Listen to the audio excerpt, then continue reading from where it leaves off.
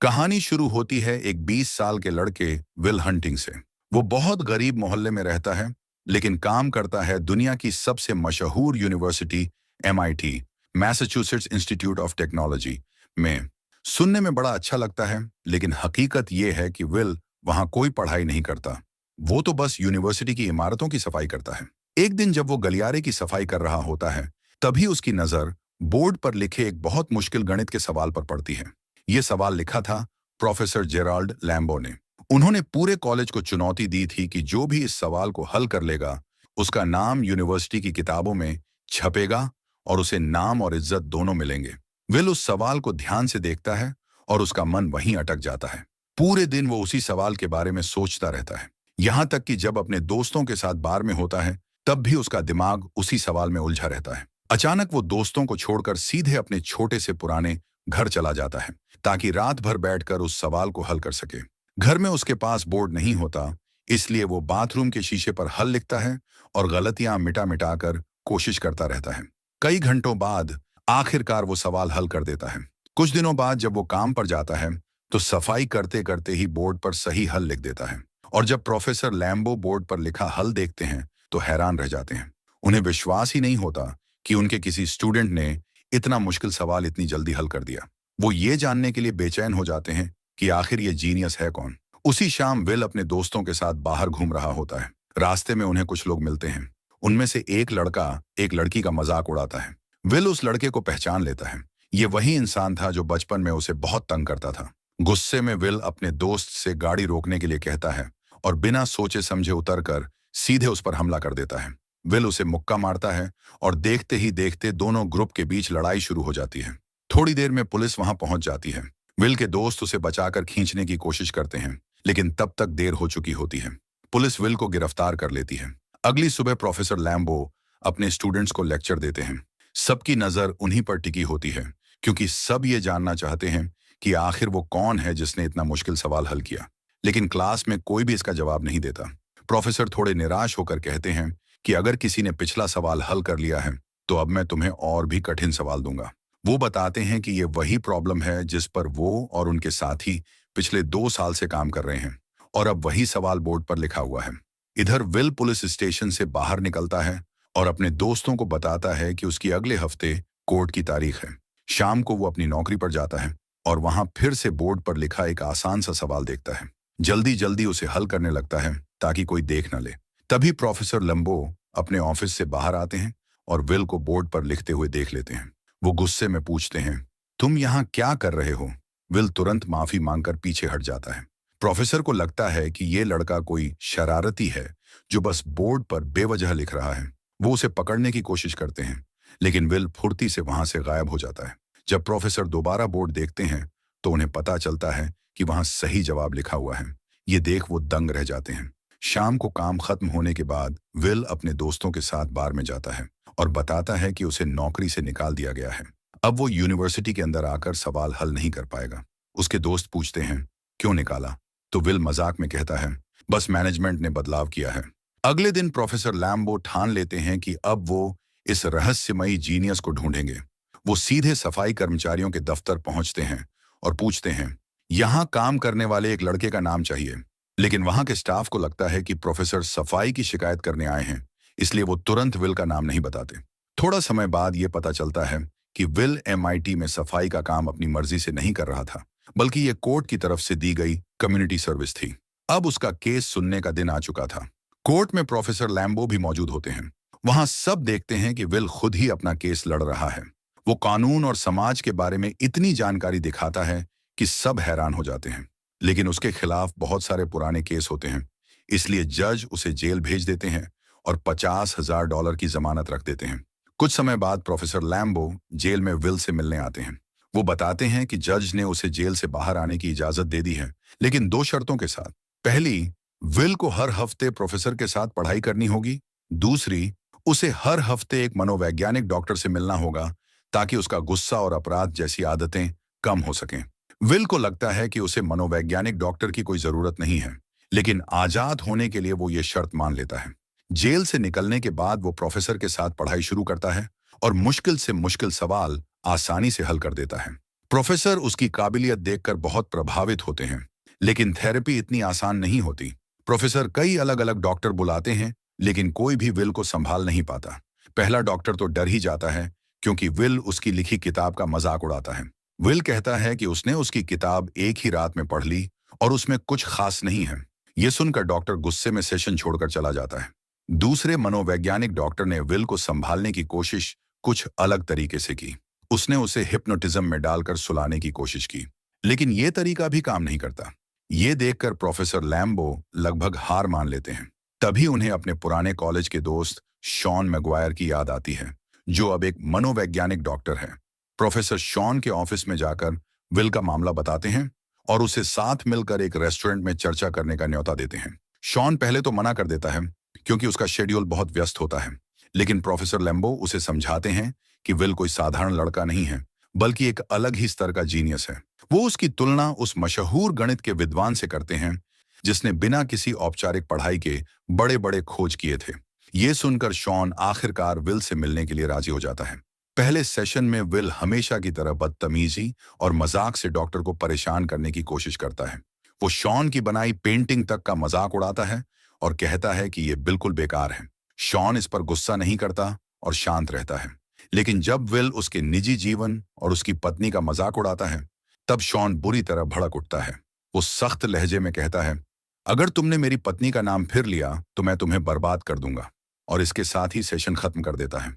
बाद में जब प्रोफेसर लैम्बो देखते हैं कि शॉन परेशान है, तो वो उसे कहते हैं कि अगर चाहे तो ये केस छोड़ सकता है, लेकिन शॉन साफ कहता है कि वो अगले हफ्ते फिर से विल से जरूर मिलेगा। पहले सेशन के बाद शॉन देर तक विल की बातों के बारे में सोचता रहता है, खासकर जब उसने उसकी पत्नी का जिक्र किया था। ये यादें उसे अकेला महसूस कराती हैं। उधर विल अपनी जिंदगी में थोड़ा आगे बढ़ता है। वो बार में मिली लड़की स्काइलर के साथ डेट पर जाता है। स्काइलर उसे बताती है कि उसे अपने पापा से बहुत पैसे विरासत में मिले हैं और वो स्टैनफोर्ड यूनिवर्सिटी में एडमिशन लेने की सोच रही है। दोनों की शाम बहुत अच्छी गुजरती है और आखिर में एक डाइनर में दोनों किस करते हैं। अब आता है दूसरा थेरेपी सेशन। इस बार शॉन विल को ऑफिस में नहीं, बल्कि पार्क की बेंच पर ले जाता है। जैसे ही विल अपनी पुरानी मजाक और तानेबाजी वाली हरकतें शुरू करता है, शॉन उसे रोक देता है। शॉन कहता है कि उसने विल की बातों पर बहुत सोचा है और अब उसके पास कहने को कुछ है। वो बताता है कि विल भले ही बहुत पढ़ा लिखा और तेज दिमाग वाला है, लेकिन असल जिंदगी के बारे में उसे कुछ नहीं पता। वो दुनिया के हर कलाकार के बारे में किताबों से जान सकता है, लेकिन उसने कभी बोस्टन छोड़कर उनकी असली कलाकृतियां नहीं देखी। वो युद्ध पर लिखी किताबें सुना सकता है, लेकिन उसने कभी युद्ध का मैदान नहीं देखा। वो प्यार की कविताएं सुना सकता है, लेकिन उसने कभी किसी औरत से सच्चा प्यार नहीं किया, न ही उसके सामने खुद को पूरी तरह खोला। और सबसे अहम बात, जब तक विल अपने दिल का दर्द खुद नहीं बताएगा, तब तक कोई ये नहीं समझ सकता कि एक अनाथ होने का दर्द क्या होता है। शॉन कहता है कि किताबों से ये सब नहीं सीखा जा सकता। असली सबक जिंदगी खुद सिखाती है। अगले सेशन में विल पूरे टाइम चुप रहता है। शॉन शांति से बैठा रहता है, क्योंकि उसे पता होता है कि विल बस उसे परख रहा है, और वो सही निकलता है। अगले ही सेशन में विल चुप्पी तोड़ता है और शॉन को एक गंदा चुटकुला सुनाता है। इसके बाद दोनों हल्की फुल्की बातें करने लगते हैं। विल अपनी डेट के बारे में बता देता है। शॉन पूछता है कि क्या वो स्काइलर से दोबारा मिलेगा। तब विल एक सच्चाई मान लेता है। वो कहता है कि शायद नहीं, क्योंकि वो नहीं चाहता कि स्काइलर की उसकी नजरों में बनी परफेक्ट इमेज टूट जाए। लेकिन शॉन उसे समझाता है कि असल में विल अपनी ही बनाई हुई परफेक्ट इमेज से डर रहा है, लड़की की नहीं। असली रिश्तों में एक दूसरे की कमियां और आदतें स्वीकार करनी पड़ती हैं। शॉन अपनी बीवी की कहानी बताता है, जो हाल ही में कैंसर की वजह से गुजर गई थी। वो कहता है कि उसे उसकी छोटी छोटी आदतें और नखरे सबसे ज्यादा याद आते हैं। असली प्यार और नजदीकी तभी होती है जब हम इंसान को उसकी कमियों के साथ अपनाएं। पहली बार विल ध्यान से सुनता है। दूसरी तरफ विल स्काइलर से मिलने उसके हॉस्टल पहुंचता है। स्काइलर हैरान होती है, क्योंकि विल ने लंबे समय से उसे कॉल नहीं किया था, लेकिन वो बाहर जाने के लिए मान जाती है। अगले दिन दोनों डॉग रेस देखने जाते हैं और बहुत अच्छा वक्त बिताते हैं।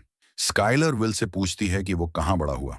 विल सच छुपाकर मजाक में कह देता है कि उसके 12 बड़े भाई हैं। स्काइलर हंसकर कहती है कि ये झूठ है, लेकिन विल कसम खाकर बात को और मजेदार बना देता है। यहाँ तक कि उसे वादा करना पड़ता है कि वो जल्दी ही स्काइलर को अपने परिवार से मिलवाएगा। इसके बाद स्काइलर विल से पूछती है कि किसी को कैसे पता चलता है कि वही उसका सच्चा साथी है। ये सवाल विल के दिमाग में बैठ जाता है और अगले दिन वो शॉन से यही पूछता है। शॉन मुस्कुराकर बताता है कि उसे अपनी बीवी को देखकर पहली नजर में ही समझ आ गया था। फिर वो एक किस्सा सुनाता है। एक बार उसे एक बहुत ही रेयर बेसबॉल मैच के टिकट मिले थे, लेकिन उसने वो मैच छोड़ दिया क्योंकि उसी दिन एक खूबसूरत लड़की बार में मिली थी। शॉन कहता है कि उसे आज भी उस मैच को मिस करने का कोई अफसोस नहीं है। स्काइलर बार बार जिद करती है कि विल उसे अपने असली परिवार से मिलवाए, लेकिन विल सच बताने से अभी भी बचता है। इसलिए वो कम से कम उसे अपने दोस्तों से मिलाने का फैसला करता है। स्काइलर उनके ग्रुप में आसानी से घुल मिल जाती है, सबके साथ हंसी मजाक करती है और बियर पीती है। लेकिन रात के अंत में चक की एक बात से विल का मूड खराब हो जाता है। दूसरी तरफ प्रोफेसर लैम्बो एक डाइनर में शॉन से मिलते हैं और विल की थेरेपी को लेकर सवाल पूछते हैं। लैम्बो को असल में विल के अतीत की परवाह नहीं है, बल्कि वो जानना चाहते हैं कि अब विल उनके मार्गदर्शन में आगे क्या करने वाला है। इस पर शॉन कहता है कि वो विल पर दबाव नहीं डालेगा, क्योंकि विल को खुद तय करना होगा कि उसे जिंदगी में क्या चाहिए। ये सुनकर लैम्बो गुस्सा हो जाता है और कहता है कि उसने पहले ही विल को बड़े बड़े लोगों से मिलवा दिया है, लेकिन उन्हें ये पता नहीं होता कि विल की जगह उसका दोस्त चक उन लोगों से मिलने पहुंच जाता है। वहां चक पैसों की मांग करता है और अपने बुरे व्यवहार से पूरा सौदा बिगाड़ देता है। दूसरी तरफ विल और स्काइलर एक रोमांटिक शाम बिताते हैं और दोनों का रिश्ता और गहरा होने लगता है। स्काइलर अपने घर पर विल से सीधा सवाल करती है। वो कहती है कि उसे स्टैनफोर्ड पढ़ने के लिए कैलिफोर्निया जाना है और चाहती है कि विल भी उसके साथ चले, लेकिन विल तुरंत मना कर देता है और तरह तरह के बहाने बनाने लगता है। स्काइलर उसे समझाती है कि वो बस अपनी छोटी सी दुनिया में फंस कर बैठा है, जहां उसे कोई चुनौती नहीं मिलती और वो नई चीजों से डरता है। ये सुनकर विल भड़क जाता है। उसे लगता है कि स्काइलर उसके साथ सिर्फ मजाक कर रही है और उसके लिए वो बस एक टाइम पास है, क्योंकि वो गरीब है। स्काइलर हैरान होकर पूछती है कि पैसे को लेकर उसकी इतनी टेंशन क्यों है। वो रोते हुए कहती है कि अगर उसे अपने अमीर पिता की दौलत और अपने पिता में से एक चुनना पड़े, तो वो हमेशा अपने पिता को चुनेगी, पैसे को नहीं। स्काइलर साफ बोलती है कि वो भी डरी हुई है, लेकिन कम से कम वो विल के सामने ईमानदार है। विल फिर से बहस करता है। तभी स्काइलर को याद आता है कि विल ने बार बार अपने 12 भाइयों की झूठी कहानी सुनाई थी। अब विल पूरी तरह अपना आपा खो देता है और चिल्लाने लगता है। वो कहता है कि स्काइलर उसकी असली जिंदगी कभी जानना ही नहीं चाहेगी, क्योंकि सच्चाई ये है कि वो एक अनाथ है और बचपन में लोगों ने उसके साथ बहुत बुरा व्यवहार किया था। स्काइलर आंसू भरी आंखों से उसे भरोसा दिलाती है कि वो उसकी हर बात जानना चाहती है, चाहे वो कितनी भी दर्दनाक क्यों ना हो। आखिर में स्काइलर उससे अपने दिल की बात कहती है। वो उससे प्यार करती है, लेकिन विल का दिल पहले ही बंद हो चुका है और वो ठंडी आवाज में कहता है, मैं तुमसे प्यार नहीं करता। इसके बाद विल की मुलाकात प्रोफेसर लैम्बो से होती है। लैम्बो नाराज होता है क्योंकि बिजनेस पार्टनर्स के साथ मीटिंग में विल की हरकतों ने सब गड़बड़ कर दी। विल गुस्से में फट पड़ता है और कहता है कि उसे अब यकीन ही नहीं है कि वो ये अकादमिक करियर वाकई चाहता भी है या नहीं। अब विल और प्रोफेसर लैम्बो की बातचीत और भी मुश्किल हो जाती है, क्योंकि विल की तेज दिमागी बातें लैम्बो को नीचा दिखा देती हैं। लैम्बो कहता है कि उसे विल से कम थोड़ा आभार तो चाहिए था। दोनों में बहस होती है और विल गुस्से में चला जाता है। कुछ समय बाद विल को नेशनल सिक्योरिटी एजेंसी NSA में नौकरी के लिए बुलाया जाता है, जहां उसे सुनहरे करियर का वादा किया जाता है, लेकिन विल साफ मना कर देता है। उसका कहना है कि वह किसी आम इंसान की जिंदगी सिर्फ राजनीति की चालों के लिए बर्बाद नहीं करना चाहता। इसके बाद विल फिर से शॉन से मिलता है। शॉन पूछता है कि उसने NSA की नौकरी क्यों ठुकराई। विल हंसकर कहता है, मैं तो किसी और बेहतर मौके का इंतजार कर रहा हूं। शॉन, जो उसका मनोवैज्ञानिक डॉक्टर है, विल से पूछता है कि क्या उसके पास कोई ऐसा दोस्त है जिससे वो दिल की बातें कर सके, या क्या वह कभी अकेलापन महसूस करता है। विल इसका जवाब देने की बजाय मशहूर दार्शनिकों के नाम गिनाने लगता है। तब शॉन समझाता है कि असली रिश्ते तो जिंदा लोगों से ही बनाए जा सकते हैं। शॉन फिर पूछता है कि अगर विल सच में अपने भविष्य को लेकर गंभीर है, तो वह चाहता क्या है। विल मजाक में कहता है कि उसे ईंट लगाने या चरवाहा बनने में भी कोई दिक्कत नहीं। शॉन समझ जाता है कि विल बस मजाक कर रहा है और अपनी सच्चाई से भाग रहा है। गुस्से में शॉन उसे अपने ऑफिस से बाहर निकाल देता है। विल हैरान रह जाता है कि उसे क्यों निकाला गया।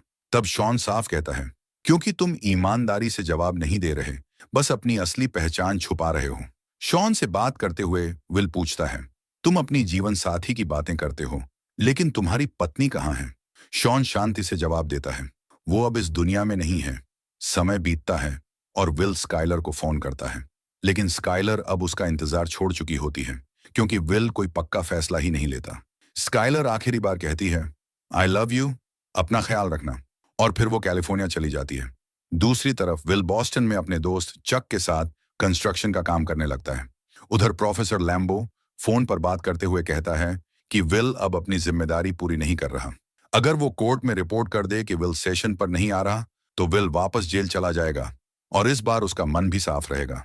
काम के दौरान ब्रेक में चक विल से पूछता है कि वो जिंदगी में आगे क्या करने वाला है। विल मजाक में कहता है कि उसे लैब में चूहा बनकर गणित के सवाल हल नहीं करने, बल्कि बॉस्टन में रहकर अपने दोस्तों के साथ मस्ती करनी है। लेकिन इस बार चक खुलकर विल को डांटता है। वो कहता है कि विल अपनी काबिलियत बर्बाद कर रहा है। चक ये तक मान लेता है कि हर रोज वो ये ख्वाहिश करता है कि एक दिन विल अपने घर से निकले और अपनी असली जिंदगी बनाए। इसी बीच लैम्बो को पता चलता है कि विल अब शॉन के साथ थेरेपी पर भी नहीं जा रहा। गुस्से में लैम्बो शॉन को धमकाता है कि वो जज को सब सच बताएगा, और शॉन पर यह इल्जाम लगाता है कि वही विल को फिर से अपराधों की तरफ धकेल रहा है। शॉन प्रोफेसर लैम्बो से कहता है कि उसे इस बात से फर्क नहीं पड़ता अगर लोग उस पर हंस लें, लेकिन वो विल की भावनाओं को नजरअंदाज नहीं कर सकता। शॉन बताता है कि लैम्बो को कभी असली प्यार स्वीकार करना आया ही नहीं, और वो पूरी जिंदगी अकेला ही रहा है। लेकिन लैम्बो उसकी बात सुनने को तैयार नहीं होता। उसे लगता है कि शॉन उसकी सफलता से जलता है। ये सुनकर शॉन हैरान रह जाता है, और उसे लगता है कि लैम्बो बस घमंडी है। शॉन समझाता है कि वो सिर्फ विल के भविष्य और उसकी असली ख्वाहिशों की परवाह करता है, जबकि लैम्बो का दबाव उसे नाकाम बना सकता है। तभी लैम्बो चुपचाप वहां से चला जाता है और विल को शॉन के साथ अकेला छोड़ देता है। शॉन विल को बताता है कि उसका और लैम्बो का झगड़ा व्यक्तिगत नहीं है, बल्कि ये पुरानी बातों से जुड़ा हुआ है। फिर शॉन बात बदलते हुए बताता है कि उसने विल के बारे में जज के लिए एक रिपोर्ट तैयार की है। विल उससे पूछता है कि क्या उसके जैसे और भी मरीज उसके पास आए हैं। तभी शॉन पहली बार अपनी पर्सनल लाइफ शेयर करता है और बताता है कि उसका पिता शराबी था जो उसे बहुत मारा करता था। वो विल से कहता है कि जो कुछ भी उसके साथ हुआ उसकी गलती नहीं है। शुरुआत में विल मजाक बनाकर बात टालने की कोशिश करता है, लेकिन फिर अचानक टूटकर अपने असली जज्बात बाहर निकाल देता है।